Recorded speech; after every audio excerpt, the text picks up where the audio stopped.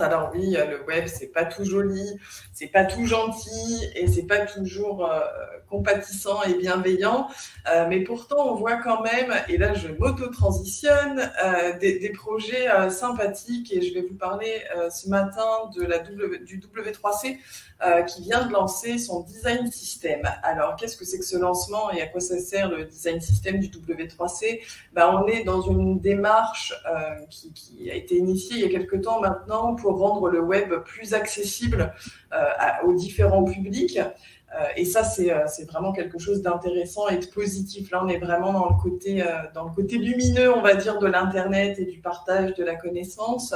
Donc, rendre le web plus accessible, ça veut dire aussi designer des sites qui permettent aux personnes souffrant de handicap, notamment, d'accéder à ces contenus dans de bonnes conditions. Et c'est dans ce sens-là que le W3C a lancé donc cette semaine son design system. Donc, c'est un système très normé qui est conçu pour rendre les contenus accessibles. Donc, c'est intéressant. Il y a tout un tas de composants. Il donne une structure au design, donc c'est assez chouette. Alors c'est pas les premiers à faire ça et c'est pas la seule initiative qu'on connaît. Les pays, d'ailleurs, la France en fait partie, proposent leur propre version du design system accessible. On a d'autres projets comme designaccessible.fr ou acced-web.com qui proposent aussi des solutions à mettre en place sur son site internet pour le rendre pour en améliorer l'accessibilité. Donc, si c'est un sujet qui vous intéresse, je vous invite vraiment à visiter ces sites et à aller regarder l'initiative du W3C